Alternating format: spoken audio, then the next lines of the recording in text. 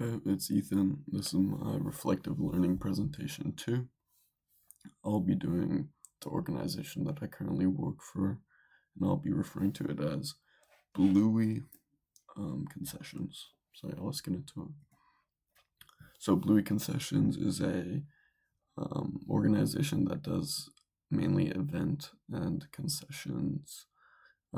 So they supply food and teams to cook and provide fans and people attending events with desired food, drinks, regular hospitality business. Our teams are up to 20 people, but we usually on event days will have up to 10 people in a given food location. Um, I've worked here for 2 years. On and off due to school and stuff like that. And I'm a supervisor in this organization, so I oversee some of these teams and the politics and things like that that go on with it. So the first concept is going to be team interdependence. This is defined as required coordination or separation of organizational tasks and objectives, and of course how these are divvied up between teams, workers, and as well as divided up between supervisors. However, most of the time, our teams work as work or management teams. Because I say this because our supervisors um, obviously are a team and they work together, and they try to motivate the union staff and our other staff who are paying to complete tasks and to ensure that on event day everything is going to run smoothly. Um, we have a pooled interdependence setup, so we all are working together on different tasks, although there might be the same thing, the same task at a different location or something, all to eventually pool up into a complete event center, event venue, um, to be ready for when all the fans are inside. We don't have much outcome interdependence. I'll touch on this a little bit later with team politics, but the only interdependence we have is the supervisors have a given compensation rate, and then our other staff is another rate. So, despite us doing the same sort of tasks, besides supervisors obviously leading the charge in that, they're compensated differently. And so that leads to things like unfortunate or undesirable organizational politics. But insights from the Champion study, or Campion study, excuse me, he outlines even more the concepts of job design, interdependence, and composition and how these further play out. His study reinforces the things we learned in and from our course material, excuse me. And as I'll get into later, this comes into big play with things like organizational politics and motivation and stuff like that.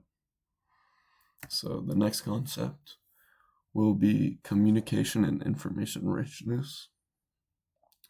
So communication and information richness refers to the quality of information given by or uh,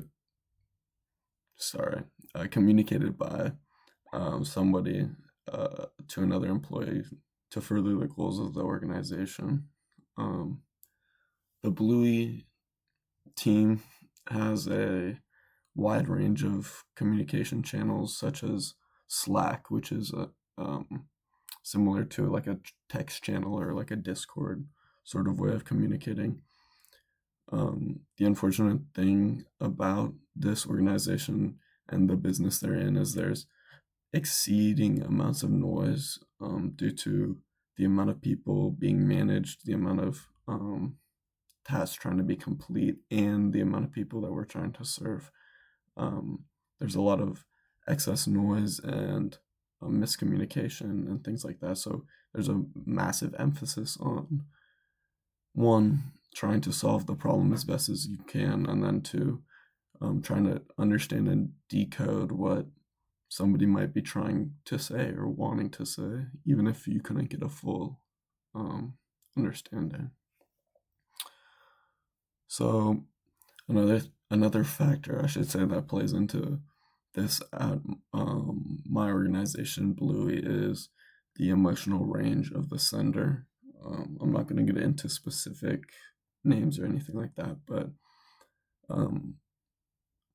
the detriments, the disservice, that some people make to the organization or the teams by being or by having a not so high emotional range of emotional control or understanding.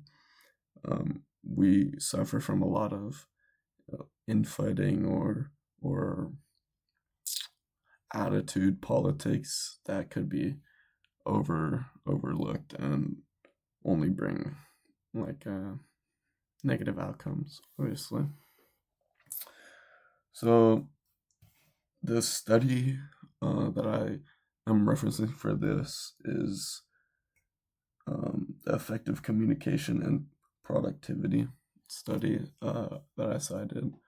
I can't pronounce the name of the guy. I'm sorry, but he just emphasizes the need for effective communication in a competitive work environment,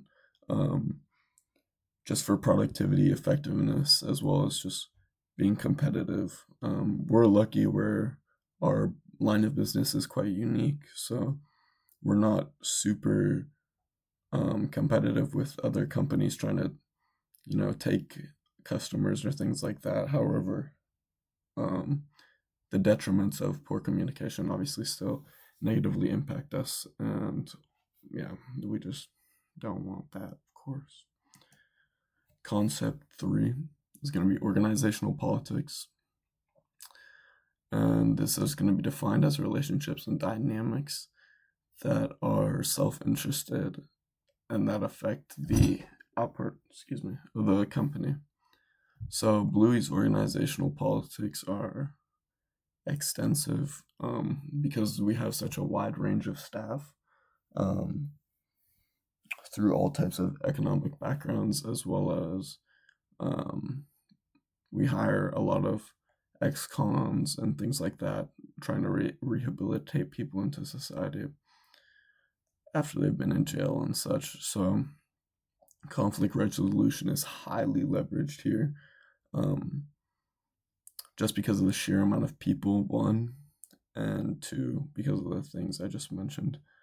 HR plays a massive role in sorting things out.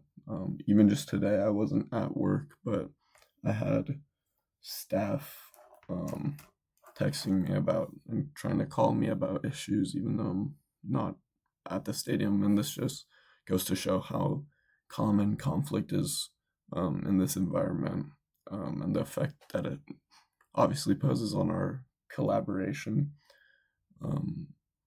And so, due to organizational politics being quite poor, we have like supervisors that can't stay in the organization for too long, or they cause problems and are in and out of work with us and things like that. And that only negatively sets standards for our union staff, as well as anybody else that's working under us as a supervising team. So, yeah.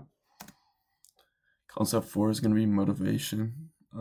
Obviously, motivation refers to the drive or energy that propels the employees to do, hopefully, citizenship behavior, and as well have a high standard of job commitment.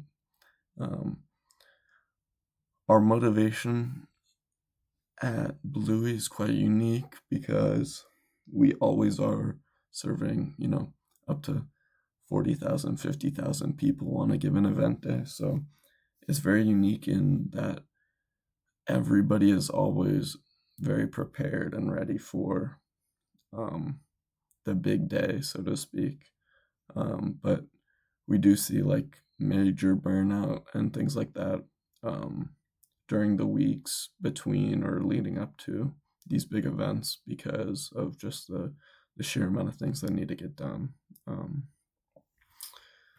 and so, some insights I could provide based off this is that, um, especially for motivation, I would say that management as well as the supervisors just need to make sure to have a plan of tasks and goals for each day that are manageable and not like so lengthy and or a list that just gets added and added to throughout the day, because this sets unreal expectations for our employees and they can't keep up with that type of work. So yeah. So integrative analysis and like lessons and recommendations. Um, I would say that communication and team politics at Bluey um, kind of work in tandem in a negative pulling direction, where because we might lack proper communication or clear messaging, that team politics tends to worsen or like little groups are made and this only divides people and decreases our communication between each other and obviously management to get the things we need to get done. um, the next one would be communication and team interdependence. It's really difficult when everybody is trying to do the same sort of tasks. I think a way I could explain this is maybe on a football team, like you're all trying to like that's a bad example. A relay is better. You're all trying to just run a relay. We're all trying to just set up stands, right? We're doing the same task, same goal. Um, but because of um, like I said before, bad communication or mixed messaging, there can be massive overlaps in uh, gaps in knowledge or types of tasks that are being completed by other supervisors and their teams.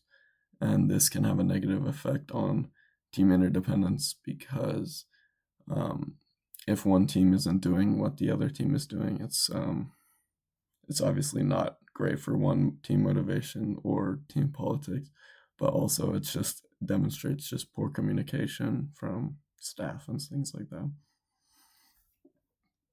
So some actionable recommendations that I would make for this organization, I would say that one, like I mentioned on the team interdependence slide, we need clear directives for each day. It can't be we have a week until this event and all this stuff has to get done, because that sets one at the start of the week. Everyone has too much pressure, and if things start going wrong, that can negatively affect people's motivation and drive, and then also start causing those negative spirals in team politics and interrelationships between employees. Two, I would say communication needs to be emphasized even more between supervisors. Right now, the chat I said that we used is between all of management on event days, so it's kind of hard to distinguish between who you're talking to when there's 40 other people in the channel also communicating through those means. So I think cutting down those communication channels would sort of protect messaging even more and probably have better outcomes with results and stuff like that. these are my citations. Thank you for listening, and that's my presentation too.